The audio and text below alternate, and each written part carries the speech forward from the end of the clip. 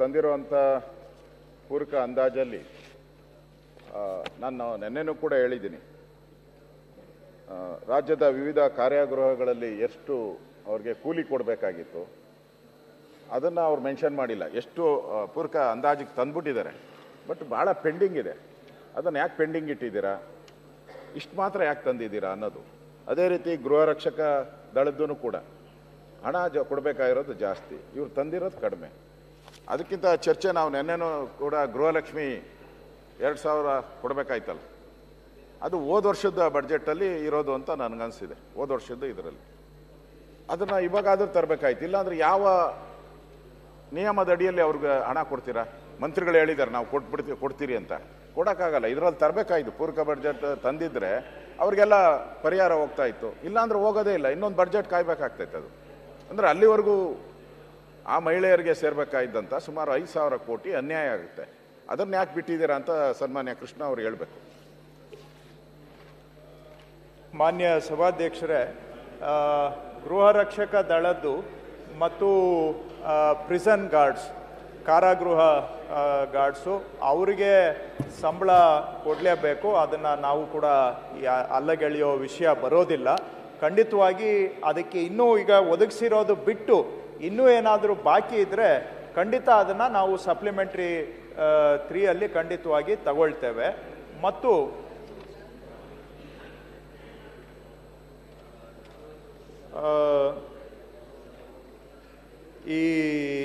ಈ ಸಪ್ಲಿಮೆಂಟ್ರಿ ಎಸ್ಟಿಮೇಟಲ್ಲಿ ತಾವು ಕೂಡ ನೋಡಿದರೆ ಪುಟ 26ನೇ ಪುಟಕ್ಕೆ ತಮ್ಮ ಗಮನವನ್ನು ನಾನು ಸೆಳೀತೇನೆ. 26ನೇ ಪುಟದಲ್ಲಿ ಇದು ಗೃಹ ಇಲಾಖೆಗೆ ಸಂಬಂಧಪಟ್ಟಿಸಿದ್ದು ಇದೆ. ಬಾಬ್ತು ಸಂಖ್ಯೆ 2 ನೋಡಿದರೆ ಗೃಹ ರಕ್ಷಕ ಮತ್ತು ಪೌರ ರಕ್ಷಣಾ ಇಲಾಖೆಯ ಗೃಹ ರಕ್ಷಕರ ಕರ್ತವ್ಯ ಭತ್ಯೆಗಾಗಿ 3170 ಲಕ್ಷ, ಅಂದರೆ ಸುಮಾರು 31,70 ಲಕ್ಷ ಮೊತ್ತವನ್ನು ಹೆಚ್ಚುವರಿಯಾಗಿ ಇದರಲ್ಲಿ ಪ್ರಸ್ತಾಪಿಸಿದ್ದೇವೆ ಅಧ್ಯಕ್ಷರೇ. ಹೆಚ್ಚುವರಿಯಾಗಿ ಹಾಗೂ ಬಾಬ್ತು ಸಂಖ್ಯೆ 1 ನೋಡಿದರೆ ರಾಜ್ಯದ ವಿವಿಧ ಕಾರಾಗೃಹಗಳಲ್ಲಿ ಬಾಕಿ ಇರುವ ಬಂದಿಗಳ ಕೂಲಿ ಹಣ ಪಾವತಿಸಲು 17,50 ಲಕ್ಷಗಳನ್ನು ಹೆಚ್ಚುವರಿಯಾಗಿ ಒದಗಿಸ್ತಾ ಇದ್ದೇವೆ. ಮಾನ್ಯ ವಿರೋಧ ಪಕ್ಷದ ನಾಯಕರು ಹೇಳೋದು ಬಹುಶಃ ಇದಕ್ಕಿಂತ ಹೆಚ್ಚು ಬಾಕಿ ಇರಬಹುದು ಅನ್ನೋದನ್ನ ಹೇಳ್ತಾ ಇದ್ದಾರೆ. ನನಗಿರೋ ಮಾಹಿತಿ ಪ್ರಕಾರ ನಾನು ಕೇಳೋದು ಅಧಿಕಾರಿಗೆ 2 ವರ್ಷದ್ದು ಪೆಂಡಿಂಗ್ ಇದೆ ಅಂತ ಹೇಳಿದ್ರು. ಈಗ ಕೊಟ್ಟಿರೋದು ಅಲ್ಪ ಅಮೌಂಟ್ ಮಾತ್ರ. ಆ 2 ವರ್ಷದ ಪೆಂಡಿಂಗ್ ಇದೆ. ಎಷ್ಟು ಪೆಂಡಿಂಗ್ ಇದೆ ಅನ್ನೋದು ಹೇಳ್ಬೇಕಾಯ್ತು. ಇಷ್ಟು ಪೆಂಡಿಂಗ್ ಇದೆ, ಇದನ್ನ ಕ್ಲಿಯರ್ ಮಾಡ್ತೀರಿ ಅಂತ ಹೇಳಿದ್ರೆ ಸರಿಯಾಗಿರ್ತಾ ಇತ್ತು ಫೈನಾನ್ಸ್ ಇದಕ್ಕೆ ಪ್ರಕಾರ. ಸಭಾಧ್ಯಕ್ಷರೇ, ಮಾನ್ಯ ವಿರೋಧ ಪಕ್ಷದ ನಾಯಕರು ಹೇಳುವಂಥದ್ದು ಎಷ್ಟನ ಇರಲಿ, ಅದು ಅವ್ರದ್ದು ಕೊಡೋದು ಏನು ಕೊಡಬೇಕು ಕೊಟ್ಬಿಡಿ ಅಂತ ಹೇಳ್ತಾ ಇದ್ದಾರೆ.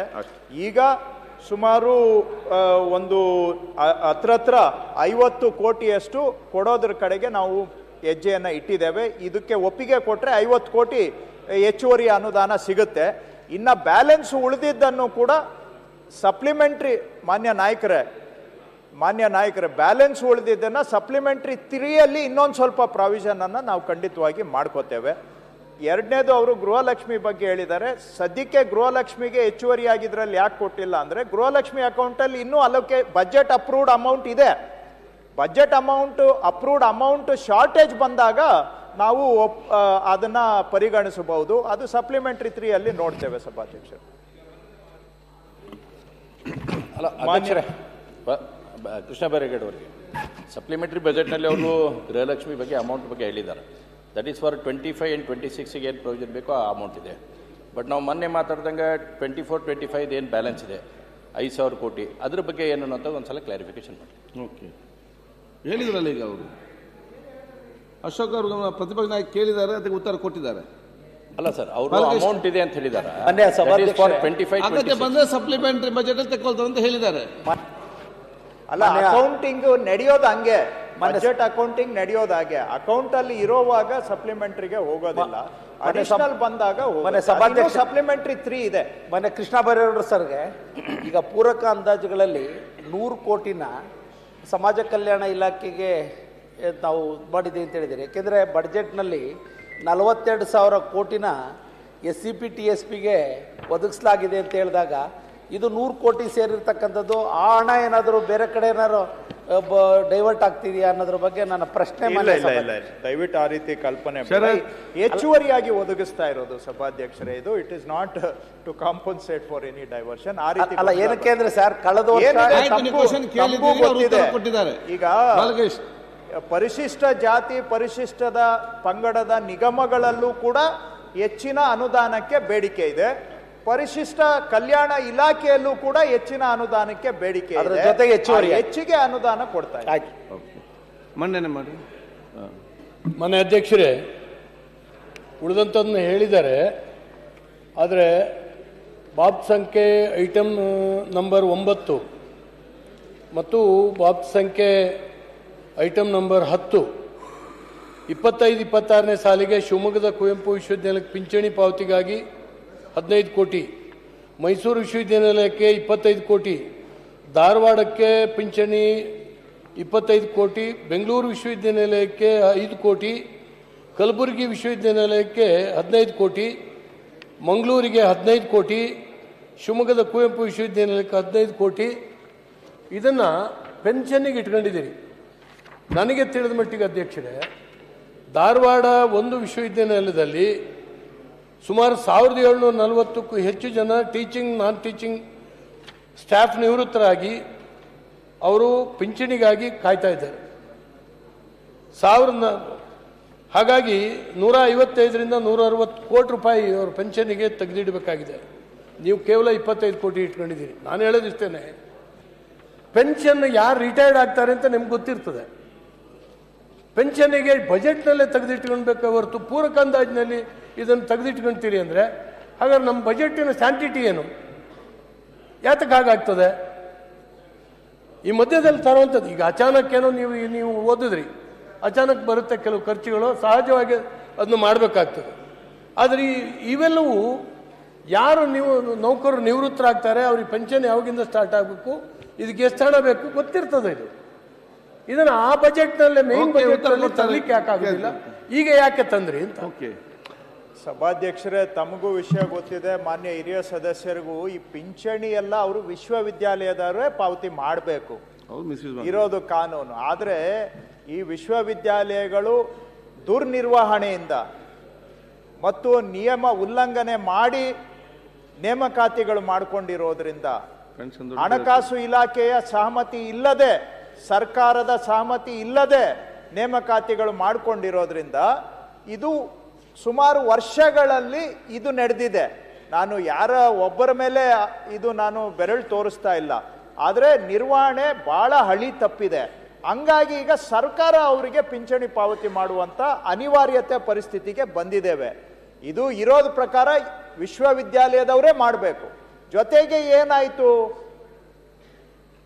ಮನಸ್ಸೋ ಇಚ್ಛೆ ಅಂತ ಹೇಳಿದ್ರೆ ಕೆಲವರಿಗೆ ಸಿಟ್ಟು ಬರುತ್ತೆ. ಆದರೆ ಸರಿಯಾಗಿ ಆಲೋಚನೆ ಮಾಡದೆ ಆ ಹಳೆ ವಿಶ್ವವಿದ್ಯಾಲಯಗಳನ್ನು ವಿಭಾಜನೆ ಮಾಡಿ ಹೊಸ ವಿಶ್ವವಿದ್ಯಾಲಯಗಳನ್ನು ಮಾಡಿ ಕೆಲವು ವಿಶ್ವವಿದ್ಯಾಲಯಗಳಿಗೆ ಪಿಂಚಣಿಯ ಭಾರ ಹೆಚ್ಚಾಗಿದೆ.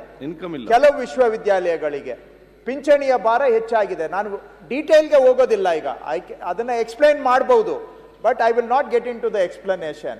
ಈ ಒಂದು ಸಮಸ್ಯೆ, ಒಂದು ಓವರ್ ದ ಇಯರ್ಸ್ ನಿರ್ವಹಣೆ ಸರಿ ಇಲ್ಲ, ತಪ್ಪುಗಳಾಗಿದ್ದಾವೆ. ಎರಡನೇದು, ವಿಭಜನೆ ಆದಾಗ ಕೆಲವು ವಿಶ್ವವಿದ್ಯಾಲಯಗಳಿಗೆ ಪಿಂಚಣಿಯ ಹೊರೆ ಹೆಚ್ಚಾಗಿದೆ.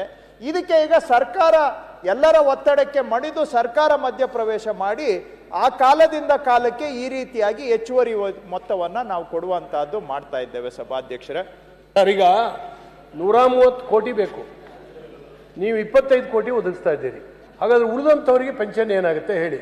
ಯಾಕಂದ್ರೆ ಇವ್ರನ್ನ ಅಪಾಯಿಂಟ್ಮೆಂಟ್ ಮಾಡಿದಾಗಲೇ ಸರ್ಕಾರಗಳು ನಿರ್ಬಂಧ, ನಿಮ್ಮ ಸರ್ಕಾರ ನಮ್ಮ ಸರ್ಕಾರ ಅಂತ ಹೇಳಲ್ಲ, ನಿರ್ಬಂಧ ಹಾಕ್ಬೇಕು. ಪೆನ್ಷನಿ ಬಂದಾಗ ಅವ್ರು ಕುತ್ತಿಗೆ ಹಿಡಿದ್ರೆ ಯಾರು ಜವಾಬ್ದಾರರು? ಅವ್ರ ಪರಿಸ್ಥಿತಿ ಏನು, ಅವ್ರ ಕುಟುಂಬಗಳ ಪರಿಸ್ಥಿತಿ ಏನು? ಈಗ 130 ಕೋಟಿ ಧಾರವಾಡ ವಿಶ್ವವಿದ್ಯಾಲಯಕ್ಕೆ ಒಂದಕ್ಕೆ ಬೇಕಾಗಿದೆ ಅಧ್ಯಕ್ಷರೇ. ಇವರು ಈ ಪೂರಕ ಅಂದಾಜಿನಲ್ಲಿ 25 ಕೋಟಿಗೆ ಪ್ರಸ್ತಾಪ ಮಾಡಿದ್ದಾರೆ. ಹಾಗಾದ್ರೆ ಉಳಿದಿದ್ದು ಏನಾಗುತ್ತೆ? ಉಳಿದವರಿಗೆ ಏನು ಕೊಡೋದಿಲ್ವೋ? ಕೊಡ್ತಿರೋ? ಸ್ಪಷ್ಟವಾಗಿ ಕೊಟ್ಟಿದ್ದಾರೆ. ಅಲ್ಲಿ ಆ ಯೂನಿವರ್ಸಿಟಿ ಅವರದನ್ನು ಮ್ಯಾನೇಜ್ಮೆಂಟ್ ಮಾಡಬೇಕು. ನಮ್ಮ ಮಂಗಳೂರು ವಿಶ್ವವಿದ್ಯಾಲಯ ಏನಾಗಿತ್ತು, ಇಂದಿನ ವಯಸ್ಸಂದ ವಿ ಸಿ ಅವರು ಅಲ್ಲಿ ಪೆನ್ಷನ್ ದುಡ್ಡನ್ನು ತೆಗೆದು ಆ ಬಿಲ್ಡಿಂಗ್ ಕಟ್ಟಿದ ಆಂಧ್ರ ಕಾಂಟ್ರಾಕ್ಟ್ ಕೊಟ್ಟು ಅವನ ಅರ್ಥ ತಗೊಂಡು ಈ ಪೆನ್ಷನ್ ದುಡ್ಡು ತಗೊಂಡು ಹೋಗಿದ್ದಾನೆ. ಇವರಿಗೆ ಇಲ್ಲಿ ಪೆನ್ಷನ್ಗೆ ದುಡ್ಡಿಲ್ಲ. ಇದನ್ನು ಹೇಳಿ ಈಗ ಸರ್ಕಾರ ಅವರಿಗೆ ಸಹಾಯಕ್ಕೆ ಬರ್ತಾ ಇದೆ ವಿಚಾರಕ್ಕೆ. ಅದಕ್ಕೆ ಬಹಳ ಸ್ಪಷ್ಟವಾಗಿ ಹೇಳಿದೆ. ಬೇರೆ ಬೇರೆ ಇದೇ ರೀತಿ ಆಗಿದೆ. ಅಧ್ಯಕ್ಷರೇ, ಅವರು ಕೇಳಿದ ಪ್ರಶ್ನೆಗೆ ಇದು ಒಂದು ಟ್ರಾಂಚನ್ನು ನಾವು ಕೊಡ್ತಾ ಇದ್ದೇವೆ. ಇದನ್ನು ತಗೊಂಡು ಅವರು ಫೈನಾನ್ಷಿಯಲ್ ಮ್ಯಾನೇಜ್ಮೆಂಟ್ ಪ್ಲ್ಯಾನನ್ನು ವರ್ಕೌಟ್ ಮಾಡಿ ವಿಶ್ವವಿದ್ಯಾಲಯದವರು ವಾಪಸ್ ನಮ್ಮ ಹತ್ರ ಬರಬೇಕು ಸರ್ಕಾರಕ್ಕೆ. ಅವರ ಫೈನಾನ್ಷಿಯಲ್ ಮ್ಯಾನೇಜ್ಮೆಂಟ್ ಪ್ಲ್ಯಾನನ್ನು ನೋಡಿ ಮುಂದಿನ ತೀರ್ಮಾನವನ್ನು ಸರ್ಕಾರ ತೆಗೆದುಕೊಳ್ಳುತ್ತೆ. ತಮಗೂ ಗೊತ್ತಿದೆ, ಎಲ್ಲ ನಾವು ಕೊಡ್ತೀವಿ ಅಂತ ಹೇಳಿದ್ರೆ ಇನ್ನೂ ಏನೇನು ಮಾಡ್ತಾರೆ ಅವರು ನಿಮಗೆ ಗೊತ್ತಿದೆ. ಈಗ ಇಲ್ಲೆಲ್ಲ ನಾವು ಓಪನ್ ಮಾತಾಡ್ಲಿಕ್ಕೆ ಹೋದರೆ ಸುಮ್ಮನೆ ಎಲ್ಲ ನಮ್ಮ ಮೇಲೆ ಸಿಟ್ಟಾಗ್ತಾರೆ ಸತ್ಯ ಹೇಳಿದ್ರೆ. ಆದರೆ ಸರ್ಕಾರ ಅವರಿಗೆ ಸಹಾನುಭೂತಿಯಿಂದ ಈಗ ನಾವು ಒಂದು ಗಡಿಯನ್ನು ಮೀರಿ ಅವರ ಸಹಾಯಕ್ಕೆ ಬಂದಿದ್ದೇವೆ. ಹಾಗೂ ಇನ್ನೂ ಬಾಕಿ ಇದೆ, ಒಪ್ತೇವೆ. ಅದು ವಿಶ್ವವಿದ್ಯಾಲಯದ್ದು ಜವಾಬ್ದಾರಿ ಇದೆ. ಈ ಒಂದು ಸಹಾಯಧನದಿಂದ ಅವರು ಸ್ವಲ್ಪ ವರ್ಕೌಟ್ ಮಾಡಿ ಮತ್ತೆ ನಾವು FD ಅವ್ರ ಹತ್ರ ಕೂತ್ಕೊಂಡು ಒಂದು ಸೊಲ್ಯೂಷನ್ ಅನ್ನು ಮುಂದಿಂದು ಹುಡುಕ್ತೇವೆ. ಸನ್ಮಾನ್ಯ ಅಧ್ಯಕ್ಷರೇ, ಒಂದೇ ಲಾಸ್ಟ್ ಸನ್ಮಾನ್ಯ ಕೃಷ್ಣ ಬೈರೇಗೌಡರು ಗೊತ್ತಿದೆ, ನಮ್ದೇನಾಗಿದೆ ಈಗಾಗಲೇ ನಮ್ಮ ಮಾನದಂಡ ಏನಿದೆ GSDP 3% ಇರಬೇಕು ಅಂತ ಇರೋದು. ಅದೆಲ್ಲರಿಗೂ ಗೊತ್ತಿದೆ 3% ಇರಬೇಕು ಅಂತ. ಸೊ ನಾವು ಈಗ ವಿತ್ತೀಯ ಕೊರತೆ ನಮ್ಮ ಫೈನಾನ್ಸ್ ಡಿಪಾರ್ಟ್ಮೆಂಟ್ ಅವರು ಕೊಟ್ಟಿರೋ ಇದರ ಪ್ರಕಾರ ವಿತ್ತೀಯ ಕೊರತೆ ಏನಾಗಿದೆ ಅಂದರೆ 2023-24ರಲ್ಲಿ 65,552 ಕೋಟಿ ಇತ್ತು. 24-25ರಲ್ಲಿ ಅದು ಏರಿಕೆ ಆಗೋಯ್ತು, 82,981 ಕೋಟಿಗೆ ಏರಿಕೆ ಆಗೋಯ್ತು. ಅದಾದಮೇಲೆ 24-25ರಲ್ಲಿ 82,940ಕ್ಕೆ ಮತ್ತೆ ಏರಿಕೆ ಆಗೋಯ್ತು. ಈಗ 25-26 ಕೊನೆ ಅಂತದ್ದು 90,424 ಕೋಟಿಗೆ ಹೋಗಿದೆ. ನೀವು ಪರ್ಸೆಂಟೇಜ್ ಪ್ರಕಾರ ಹೋದರೆ 23-24ರಲ್ಲಿ 2.55 ಇತ್ತು.